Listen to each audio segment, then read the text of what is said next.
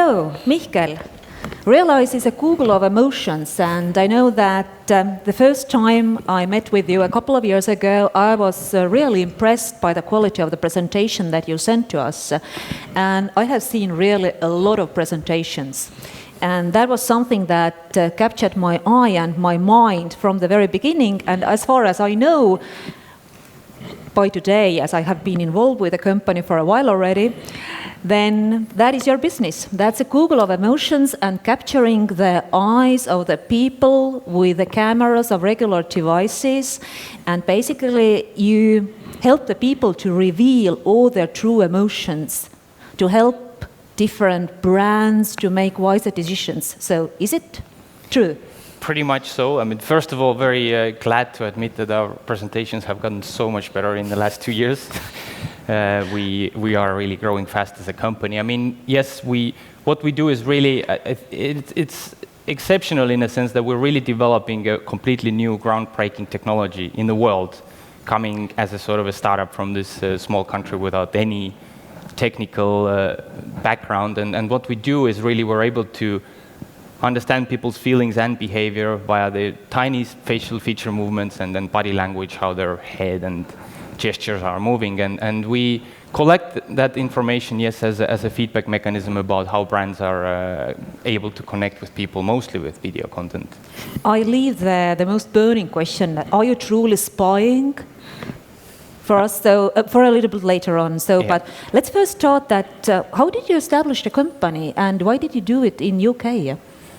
Well, I mean, it certainly wasn't the sort of a serendipitous accident that company came about. It had largely to do with the fact that I was one of the 3 founders, and I was just at that point in my life that I knew that now was the time to go for it, and it was really a function of also, I grew up in a very entrepreneurial family. My father and everybody else around always did new businesses and grew things, so it was the normal thing to do. And then I also went to work for like a proper career job for 4 years, and I took only 2 to figure out that that's not what I really want to do. So I was just ready to go, and I wasn't sure, exactly what the business was at all. I mean, it was just an idea that it should be something cool and big.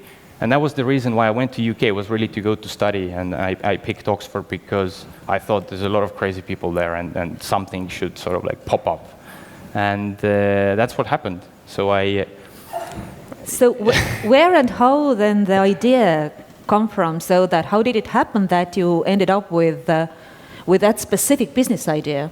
Well, it was in a pub. There's a lot of time in Oxford is spent in pubs. So that was the first place where I ever even heard of that concept that you could measure, where people look and how they feel based on just accessing a camera.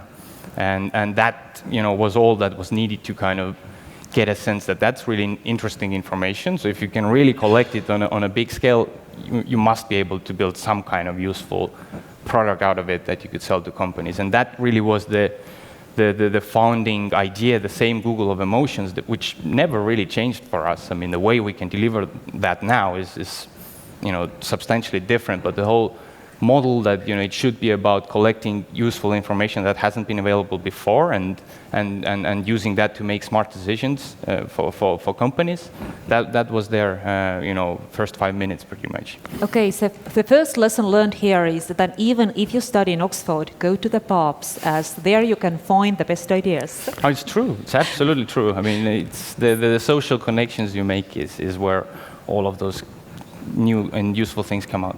I know that you have 3 founders altogether, so yeah. How did you find the co-founders? How did it happen that you come together and all of you like the same idea? Well, I mean, first of all, it is a very organic process, I think, and that's also something, I think it's almost the most important thing that any sort of founding entrepreneur needs to do, is to just constantly kind of try to be approachable, open, and talk to many people, because you just don't know which things will click and who will tell somebody what, and you will actually make that connection to happen. There was actually 4 founders. One of them has moved on to do other things. which was my MBA school partner. So we together actually put together the first business plan as a schoolwork, because we actually had a deadline and we needed to do a business plan and deliver that, and we didn't want to do burrito vans. So that's why what we did. So that was the first version, and we, as a part of it, we just needed to call up like competitors and clients and all of that, and we got enough of a sense that it's a real thing.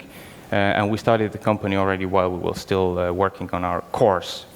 But we had nothing, right? So we didn't have the technology, we didn't have anything else than this initial idea and some client validation and sense that we want to do something. So luckily I came over Elnar, our CTO, who was doing his computer science PhD at the time, at the dinner party with my girlfriend at the time, so I didn't spend any time with her during that evening at all, which wasn't good. But we really just got along because he was working on database languages and sort of kind of very relevant to what we wanted to do, and he joined us as a CTO immediately. He actually had started another company with his supervisor, but it was getting like politically complicated there, so he just came over at that time. And then the third guy, Martin, another Estonian guy, we were both presenting at Altec's seminar here, I think, telling about how you can measure people and do good design. And we just immediately clicked. I mean, we spoke after the presentations. I went to a pub together, it's important. And then basically the next working day, we actually had a full project set up, and we already delivered it for Martin's client, because he was running a design agency at the time. So the other key criteria is really that nothing else matters more than getting stuff done. And there are just some people who are sort of outcome action oriented, and they just do it like 100 times better than anybody else. And those are the people that you need to kind of get along with and get them involved.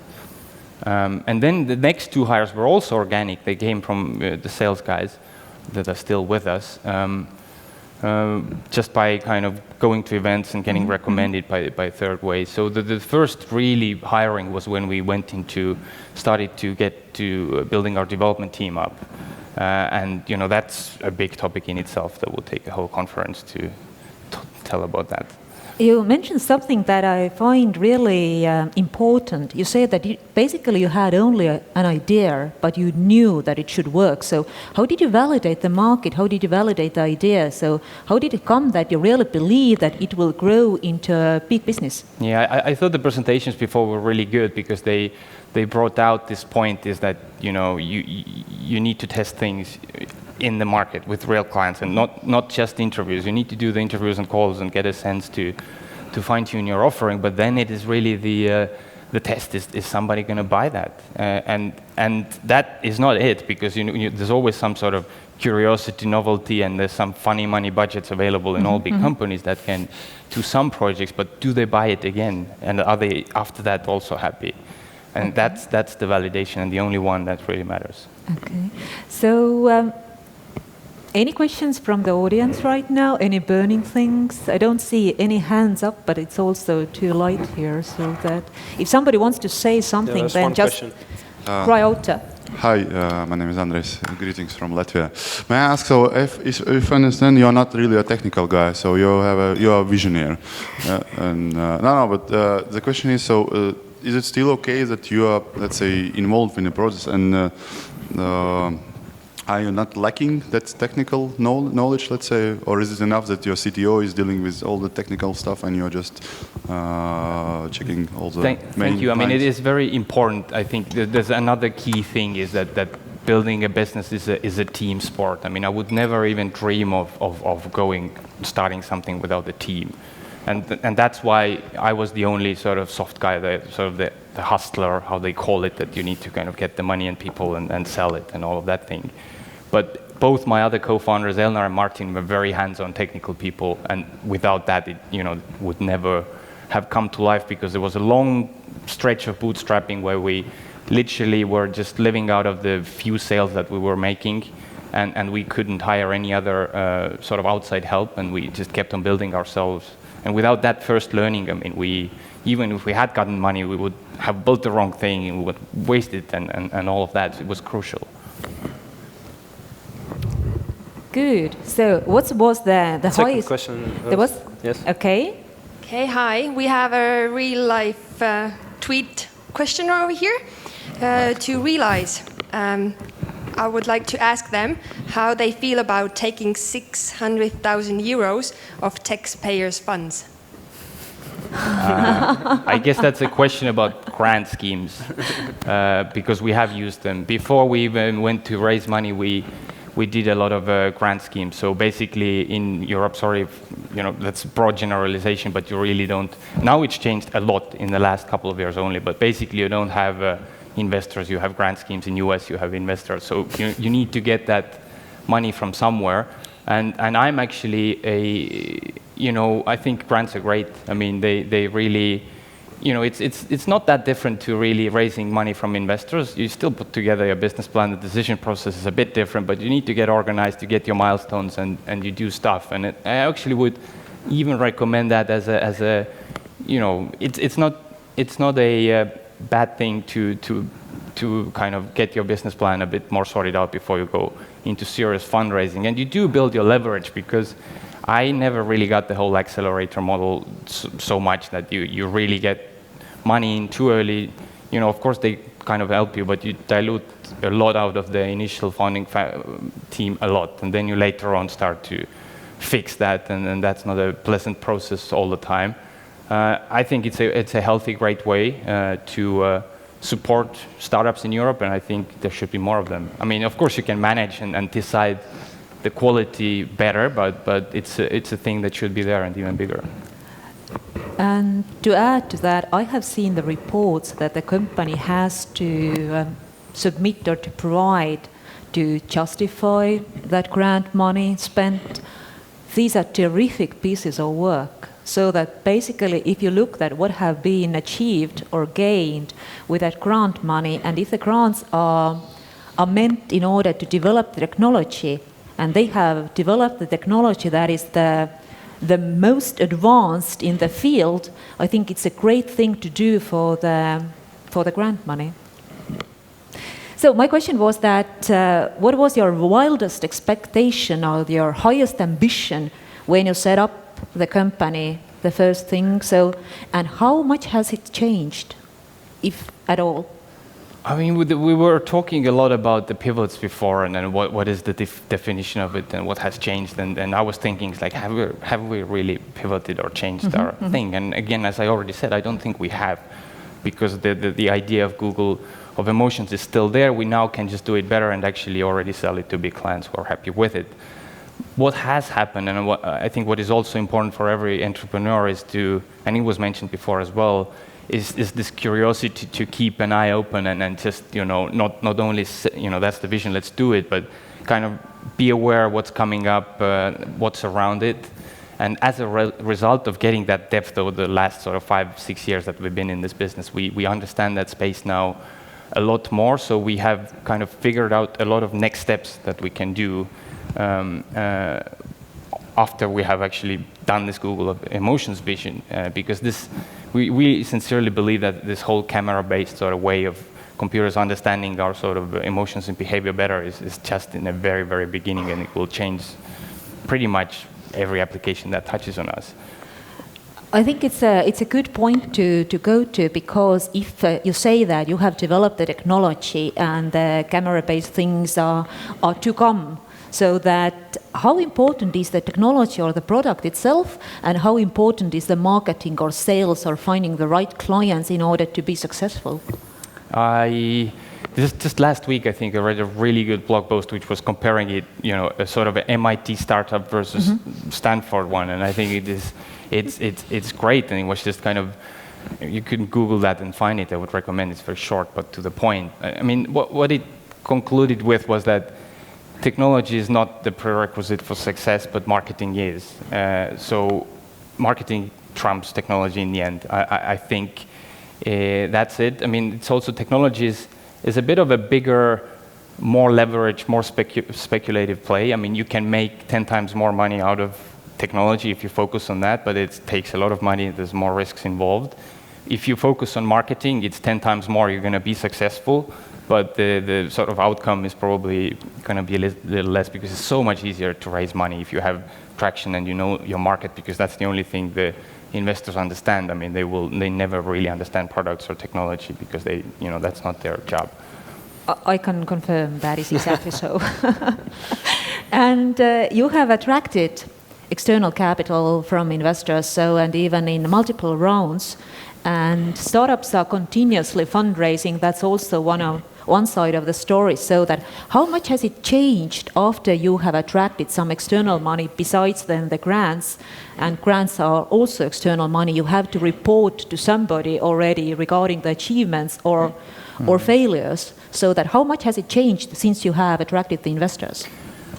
Well, we already touched on it, that we pushed it as far back as we could with bootstrapping grants, and then just taking the money as late as possible, because it is a big decision. I mean, it really changes the dynamics a lot, because you're going to have investors at the table to kind of negotiate with. It doesn't matter what control rights or shareholder percentage you have. It doesn't matter. They are partners. You need to work with them. So the match needs to be there, and there's, again, the previous presentation was really good in outlining all the different types of investors which are there. And this is really a very deep decision, I think, especially, it's not the terms really, it is the sort of bigger thinking, because it's not about this round, there's going to be next steps after that, and there's going to be different opinions at the time, so you need to be very sure that you, as people, get along and trust each other. And you need to take the time to figure that out. I mean, if somebody says, I give you money next week, I mean, don't take it. How long it took you to evaluate the investors you are willing to take in? I think it was 6 to 9 months from first contact to actually the transaction. It wasn't like we were constantly interacting throughout that period, but I think that's normally what it takes about to close the deal. The other thing is that the clock starts ticking, because what you then do is, if you take in the money, you take it up burn, right? And that's totally different thing. You have amount of money, you have very fixed time frame when you need to deliver certain things so you could get more money or sales, which will always be delayed from various reasons. And that changes, the way you just kind of manage your milestones, and you need to be ready for that, and especially just really being mindful that it is like an addiction thing, like a junkie, because if you take that first thing, there's not very many companies who are not going to raise more and do that just because you're going to start to manage the company differently. So it's a big step.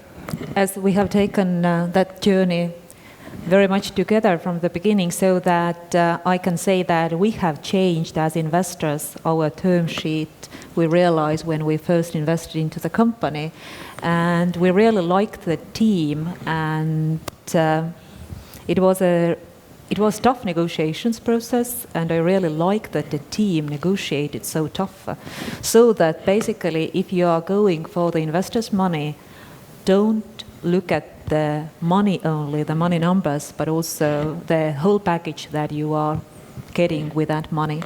So, any questions from the audience? Here, in front, and right now I can see that. Let's take the front and then the back.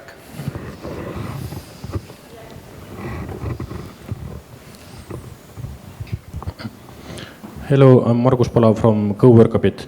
That how much more expensive it is to start in UK compared to Estonia? That's a geographical question, and I should clarify that we never had any respect for country borders or geographies or time zones since we were born. Okay, we were set up in Oxford, but we are an Estonian company. Our development is in Budapest, and the most important thing is in US, because that's where the clients are. And that was kind of almost what we started out with. So we're, as a founding team, we set up in London just because it's nicely in the middle of everything, between the development in Hungary and market in US. But we really have a global view about everything. So the setup costs, if you look at that as a separate question, I think, doesn't matter where you are these days. There's none really. I mean, if you have a team and you can do something there's not much in there. But what is really the cost? Probably the first one is either the sales team or the development team that you're going to build, and that depends on which markets you're going after, or which kind of developers and where you're going to do, which is a huge decision. Which we also had our own sort of evolution, because we really wanted to have it in Tallinn, and that's what we did. The grant schemes that were mentioned, we said that we're going to have the office here and build people, and we tried hiring here for a long time. I mean, we were a bit of a special case because we really needed very specific skill set of heavy mathematics, computer vision, PhDs that just do not exist here. So that's how we ended up in Hungary. And that's where we built the team around. But it wasn't really a cost decision, even though Hungary is, 3-4 times cheaper than US. It was still skills driven, and where we could hire, because that's the really there's many big challenges you need to face as a startup, but to really build a solid developer team, it is such a seller's market right now that you head on, wherever you are, you compete with Google and Facebook and all of those guys to get your great developers, and that's how do you get them over is a big task. So I don't think it's in the money as much as it's in the what's your story, are you able to get other people to kind of believe in that and join you. Question from the back. We have another question from our Twitter page. From Erik Sweet. What can you recommend? What is the best way to find very first customers with a solution like yours? Well, first you need to, there's totally different worlds. There's B2B enterprise world where we are at, and then there's this consumer market where you can just start to test stuff online. So in our case, there is no substitute for being there physically. So you need to get close to your clients, because especially, the biggest challenge you have in the very beginning is credibility. Even if you are addressing a real problem with real need and your product is already half decent, for those big companies to actually kind of sign you off as a partner, it is a huge decision for them, and that's at least half of the sale, that you're there in the beginning. And later, of course, when you have the first clients, you can leverage that, so it's different. But how did you find your first? Who was the first for you? And that was a very liberating experience, actually, because we just went in and sold, like Sony, Barclays, eBay. We had a bit of a help because we kind of contacted them via the school project that we did. So we called them, was like, oh, we're Oxford students, so that sounds good. So come in. So we at least got in the door. But after that, it really changed my thinking as well, because coming from Estonia and thinking this big sort of companies who are very smart and they have everything, and you just see that they don't have really good stuff, and the people are very average, and you just need to kind of work through the process. Any questions from the audience? Yes, there's a hand. Okay. Yes. There's one hand up.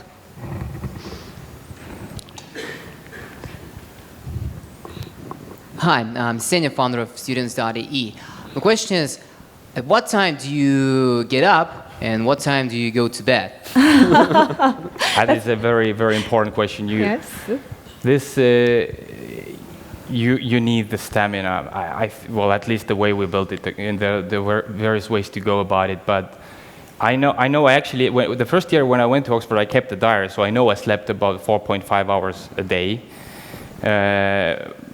That which wasn't sustainable at all. And then we literally pulled like close to 100 hours weeks for you can't do that on a constant basis because it's too much.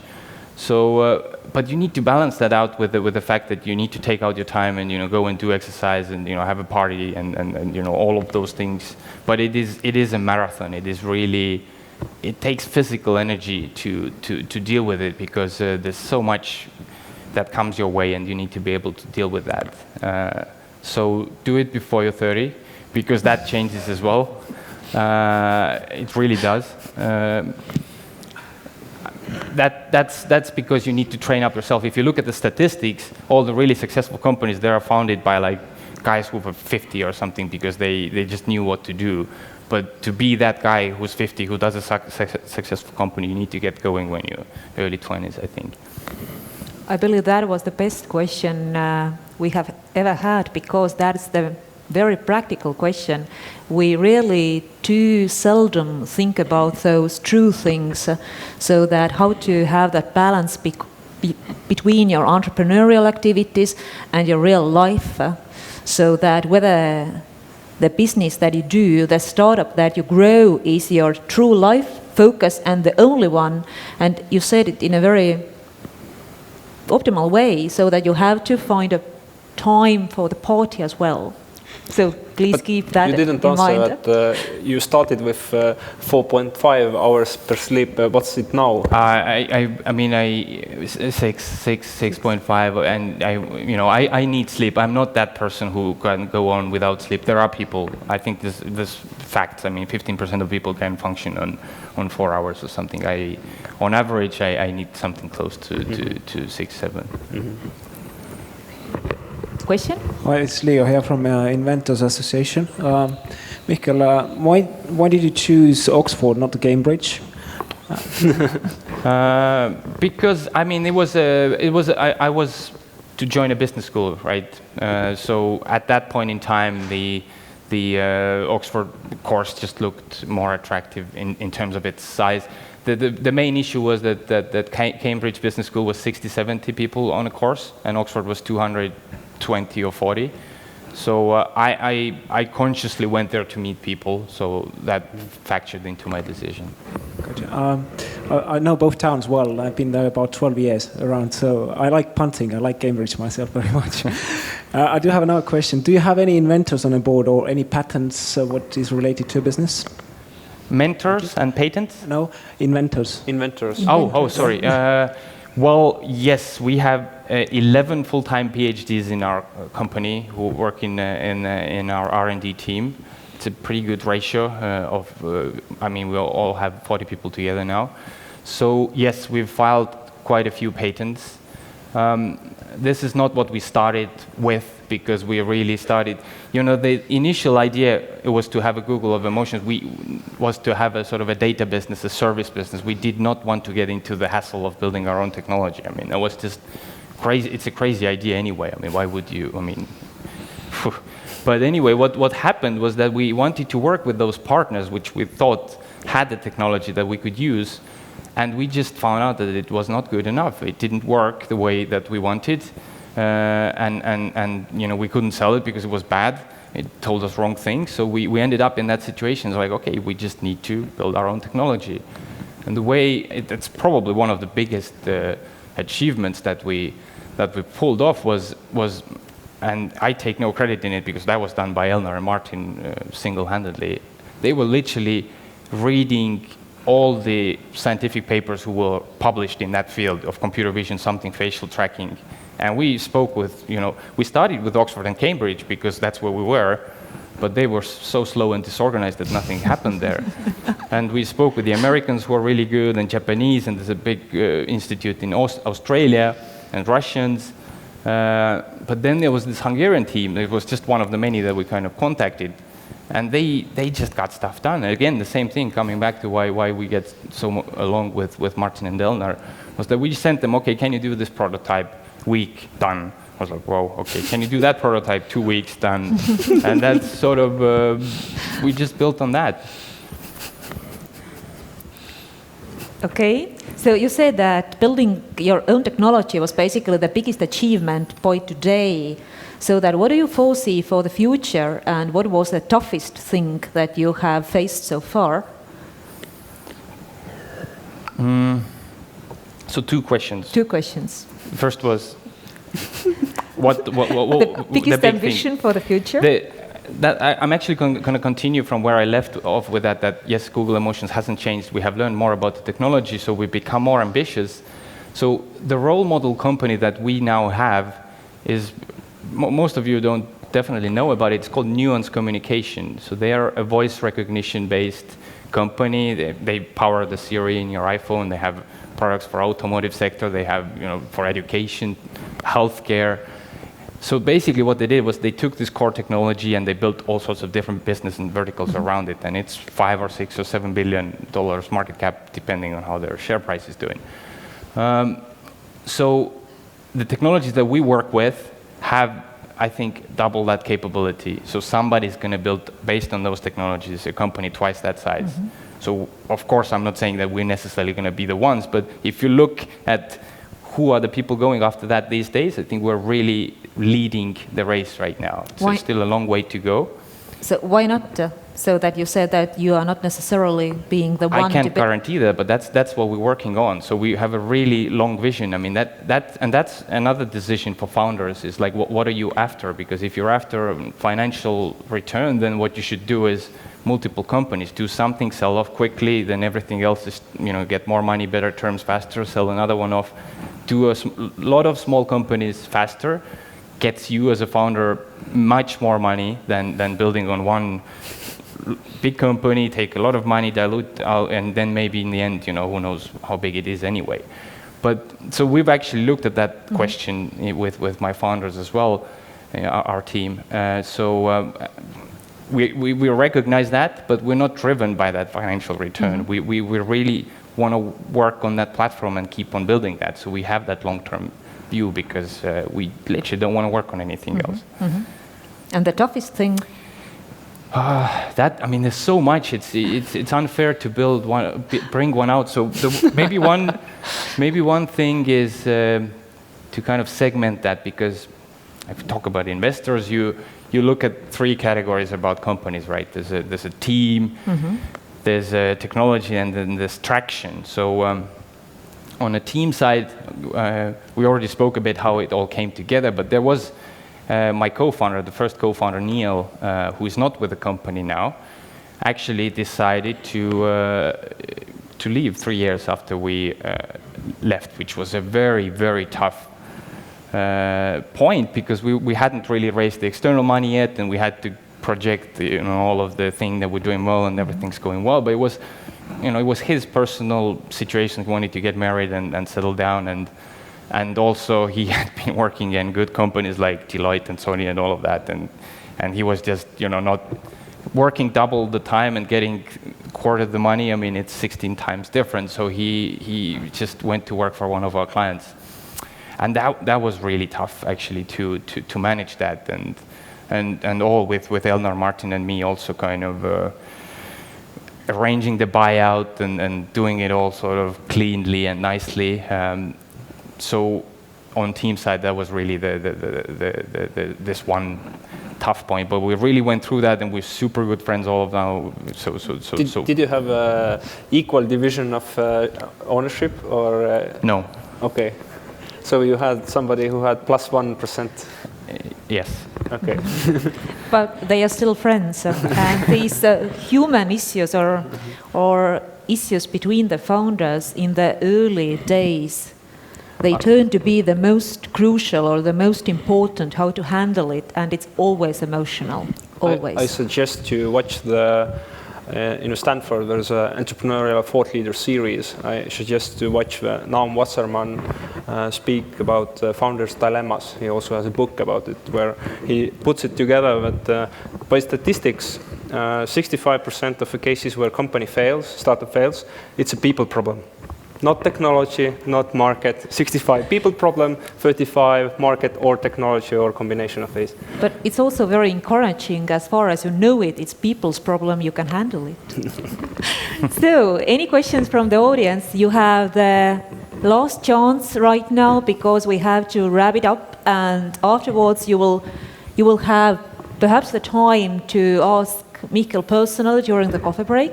But now for the final wrap-up. Don't I see, or don't you have any hands up there?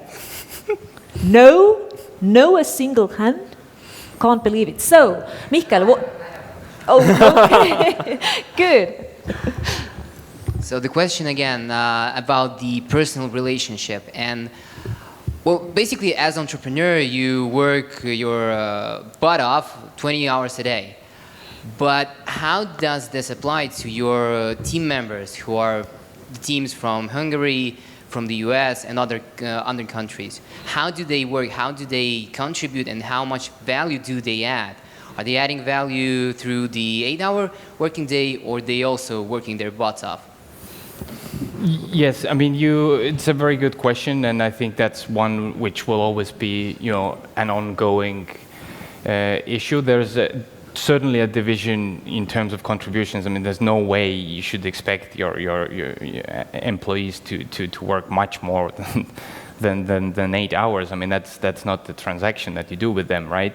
But there's the key thing there is really just, again, leading by example. You just being there, doing things together, and also involving them and giving them responsibility that they can just do their own thing, because that's what the smart people really like more than anything else. It's the challenge. It's the sort of taking ownership of something and doing that. And then, we never really measured hours. I mean, it's funny enough, we're now approaching this point in time when we actually are counting vacation days, because our accounting needs to know, because we never really, we just told them, okay, I'll take that week off, and that's so.